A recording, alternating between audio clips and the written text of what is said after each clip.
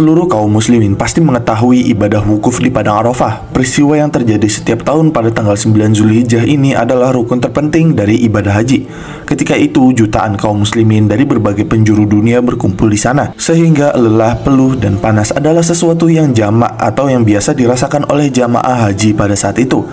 Namun, tahukah kalian bahwa segala kesulitan yang dirasakan oleh para jamaah haji tersebut belumlah seberapa jika dibandingkan dengan kesengsaraan yang akan menimpa umat manusia tatkala mereka harus berkumpul di padang mahsyar menunggu keputusan Allah atas diri-diri mereka.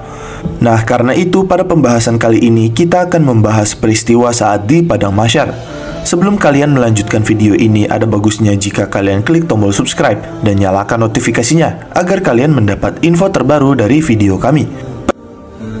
Peristiwa yang terjadi di padang mahsyar seringkali menjadi perbincangan bagi umat Islam dan dibahas dalam kajian Al-Quran dan hadis. Padang mahsyar sendiri merupakan tempat terakhir semua makhluk Allah Subhanahu wa Ta'ala berkumpul di hari pembangkitan. Peristiwa yang terjadi di padang mahsyar tertuang dalam potongan surat Al-Quran, yaitu surat Yunus ayat 30, yang artinya di tempat itu padang mahsyar tiap-tiap diri merasa pembalasan dari apa yang telah dikerjakannya dahulu, dan mereka dikembalikan kepada Allah pelindung mereka yang sebenarnya, dan lenyaplah dari mereka apa yang mereka ada-adakan. Quran surat Yunus ayat 30. Dan dalam firman lainnya juga disebutkan yang artinya, itulah hari ketika semua manusia dikumpulkan untuk dihisab, dan itulah hari yang disaksikan oleh semua makhluk. Surat Hud ayat 103. Kemudian keadaan manusia. Saat di padang mahsyar, manusia yang dibangkitkan dan dikumpulkan di Yaumul Mahsyar atau Yaumul Hasyr adalah dalam keadaan tidak beralas kaki dan tidak berpakaian. Rasulullah SAW bersabda dalam hal ini, yang artinya manusia akan dikumpulkan pada hari kiamat dengan tidak beralas kaki, tidak berpakaian, dan belum dikhitan. Hadis riwayat Muslim. Dari hal tersebut dapat dibayangkan betapa menderitanya jika dalam keadaan panas tanpa baju dan alas kaki. Namun mereka nanti akan diberi pakaian, dan yang akan menerima pakaian pertama kali yaitu Nabi Ibrahim alaihissalam. Nah, Rasulullah SAW dalam hal ini juga bersabda, sesungguhnya orang yang pertama mendapatkan pakaian pada hari kiamat adalah Nabi Ibrahim. Hadis riwayat Al-Bukhari. Setelah mendapatkan pakaian, mereka akan berjalan melewati padang mahsyar.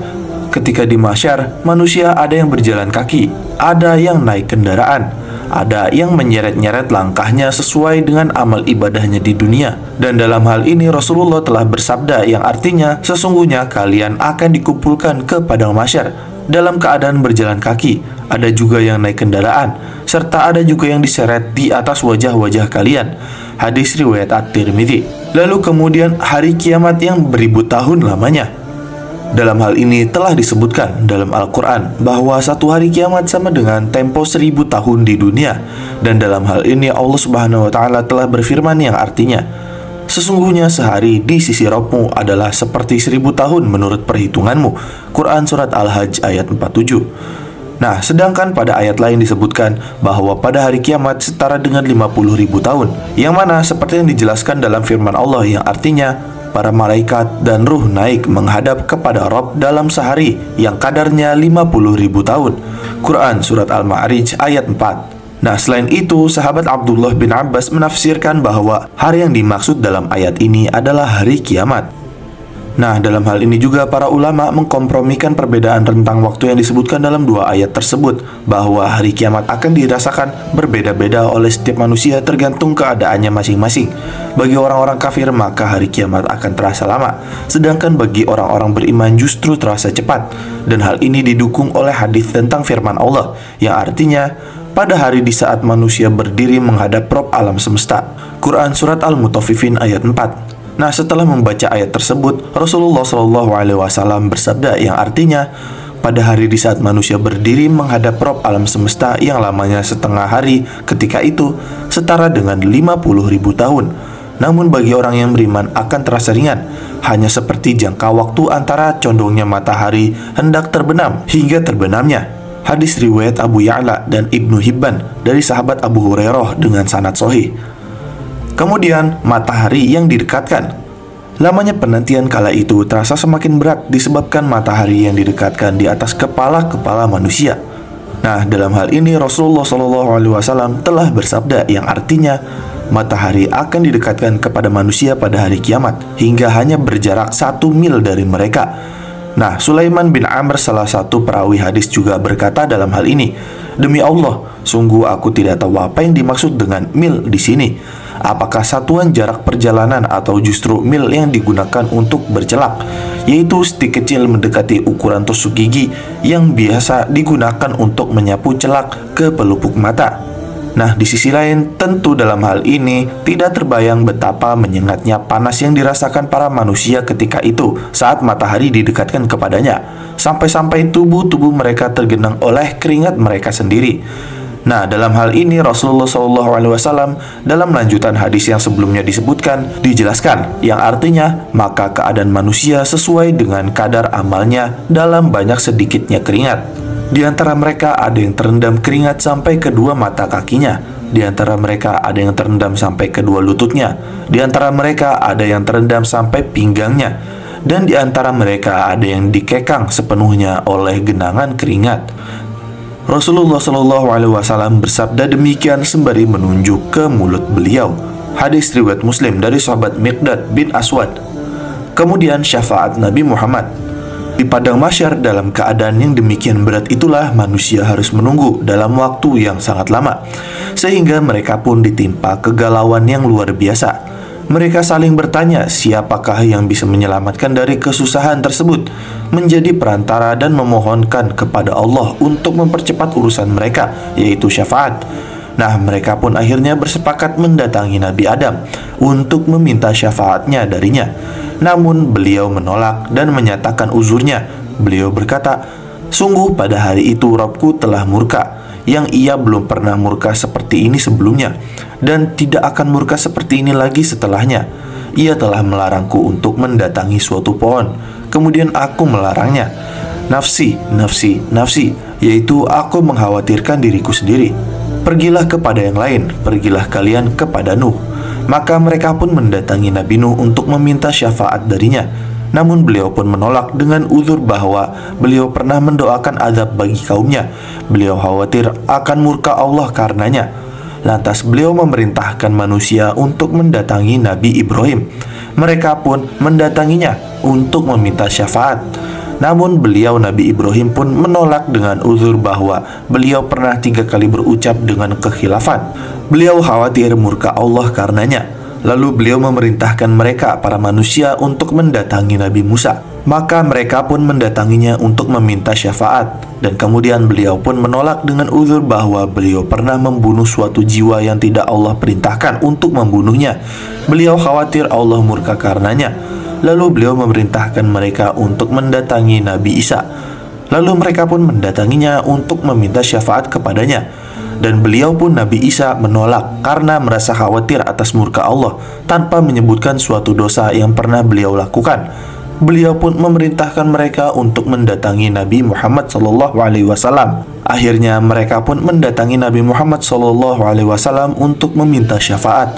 Maka beliau pun pergi ke bawah arsy Allah dan merunduk bersujud kepadanya. Allah Ta'ala lalu mengilhamkan kepada beliau puji-pujian yang indah kepada Allah yang sama sekali tidak pernah diketahui oleh siapapun sebelumnya. Maka pada saat itu dikatakan kepada beliau, "Wahai Muhammad, angkatlah kepalamu, mintalah, niscaya engkau akan diberi, berilah syafaat, niscaya akan dikabulkan." Maka beliau memanjatkan permohonan, "Wahai Rabbku, selamatkanlah umatku, wahai Rabbku, selamatkanlah umatku."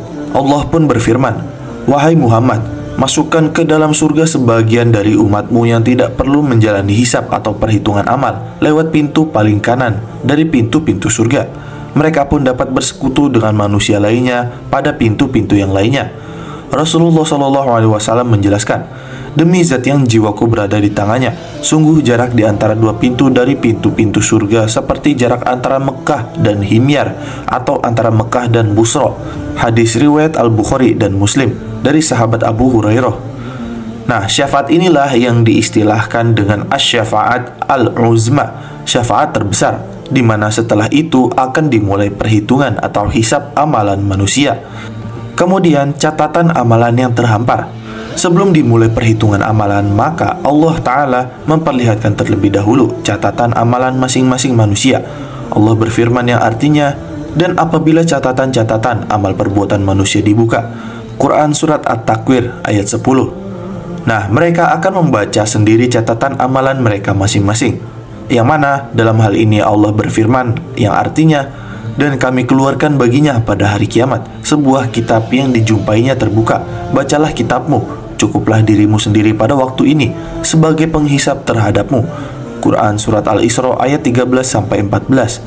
Nah, di sini sekali lagi Allah Ta'ala akan membedakan antara keadaan orang yang taat dan bertakwa dengan keadaan orang jahat dan durjana ketika saat menerima catatan amalannya. Dan dalam hal ini Allah Ta'ala berfirman yang artinya, adapun orang yang diberikan kitabnya dari sebelah kanannya, maka dia akan diperiksa dengan perhitungan amalan yang mudah, dan dia akan kembali kepada kaumnya yang sama-sama beriman dengan gembira. Adapun orang-orang yang diberikan kitabnya dari belakang, maka dia akan berteriak, celakalah aku, dan dia akan dimasukkan ke api yang menyala-nyala, yaitu neraka. Quran Surat Al-Insyiqaq ayat 7-12. Nah, dalam hal ini, ketika seseorang manusia telah mendapatkan catatan amalan dan membacanya, seketika itu pula dia tahu dan yakin tentang balasan apa yang akan dia dapatkan dari amalannya. Orang yang taat dan mengambil catatan amalannya dengan tangan kanannya akan merasa gembira dengan catatan amalannya karena tahu dia akan selamat dari azab dan mendapat pahala dari amalan-amalannya. Adapun orang-orang jahat yang mengambil catatan amalannya dengan tangan kirinya dari arah belakang punggungnya, maka ia akan merasakan ketakutan yang luar biasa. Jeleknya amalan yang telah dilakukan selama ini tidak akan dapat menyelamatkannya dari azab Allah. Semua amalan buruk itu sekarang terpampang di hadapannya. Dan dalam hal ini juga Allah telah berfirman yang artinya, dan diletakkanlah kitab, lalu kamu akan melihat orang-orang bersalah ketakutan terhadap apa yang tertulis di dalamnya. Dan mereka berkata, aduh celakalah kami, kitab apakah ini yang tidak meninggalkan yang kecil dan tidak pula yang besar, melainkan ia mencatat semuanya. Dan mereka dapati apa yang telah mereka kerjakan ada tertulis, dan Rabbmu tidak menganiaya seorang pun. Quran Surat Al-Kahfi ayat 49. Nah, selain itu dalam firman lainnya Allah juga telah mengisahkan penyesalan mereka yang begitu mendalam, yang mana Allah berfirman yang artinya, adapun orang yang diberikan kepada kitabnya dari sebelah kirinya, maka dia berkata, duhai kiranya tidak diberikan kepadaku kitabku ini, dan aku tidak mengetahui apa hisab terhadap diriku. Wahai kiranya kematian itulah yang menyelesaikan segala sesuatu. Hartaku sekali-kali tidak memberi manfaat kepadaku, telah hilang kekuasaanku daripadaku. Quran Surat Al-Haq ayat 25-29. Namun penyesalan saat itu sama sekali tidak berguna. Sudah tidak ada lagi kesempatan untuk beramal. Maka alangkah baiknya apabila seseorang menyesali perbuatan dosanya sebelum datangnya kematian, pada saat ia masih dapat bertaubat dan memperbaiki keadaannya. Kemudian golongan yang mendapat naungan Allah. Meskipun dalam kondisi yang mencekam, Allah Ta'ala senantiasa memberikan perlindungan kepada hamba-hambanya yang terpilih. Di padang mahsyar nanti ada 7 golongan, katanya, manusia yang mendapatkan naungan Allah dengan rahmatnya. Pada hari itu tidak ada naungan selain naungannya. Ketujuh golongan ini disebutkan Rasulullah SAW dalam hadis sahih Imam Al-Bukhari dan Muslim, yang artinya, dari Abu Hurairah radhiyallahu anhu, dari Nabi SAW, beliau SAW bersabda, 7 golongan yang dinaungi Allah di dalam naungannya pada hari di mana tidak ada naungan kecuali naungannya. Pertama, imam yang adil. Kedua, seorang pemuda yang tumbuh dewasa dalam beribadah kepada Allah. Ketiga, seorang yang hatinya bergantung ke masjid. Keempat, 2 orang yang saling mencintai di jalan Allah. Keduanya berkumpul karenanya dan berpisah karenanya. Kelima, seorang laki-laki yang diajak berzina oleh seorang wanita yang mempunyai kedudukan lagi cantik. Lalu ia berkata, sesungguhnya aku takut kepada Allah. Dan 6, seseorang yang bersodakoh dengan satu sodakoh lalu ia menyembunyikannya, sehingga tangan kirinya tidak tahu apa yang diinfakkan tangan kanannya. Serta 7, seseorang yang berzikir kepada Allah dalam keadaan sepi lalu ia meneteskan air matanya. Hadis riwayat Al-Bukhari dan Muslim. Nah, dalam hal ini penyebutan jumlah 7 di dalam hadis ini tidaklah merupakan pembatas, sehingga tidak dapat diartikan bahwa golongan yang akan dinaungi Allah Ta'ala pada hari kiamat hanya terbatas pada 7 golongan ini saja. Dan menurut ulama ahli usul, istilah ini disebut dengan mafhumul addad al-ghairu murad, yaitu mafhum dari adat atau bilangan, dan itu tidak dimaksudkan, sehingga apabila disebutkan 7 bukan berarti hanya 7 ini saja. Nah, kedudukan hadis ini juga sangat penting agar kaum muslimin dapat melaksanakan amalan-amalan yang terkandung di dalamnya, sehingga kita dapat memperoleh perlindungan dan naungan Allah Azza wa Jalla pada hari kiamat. Wallahu alam.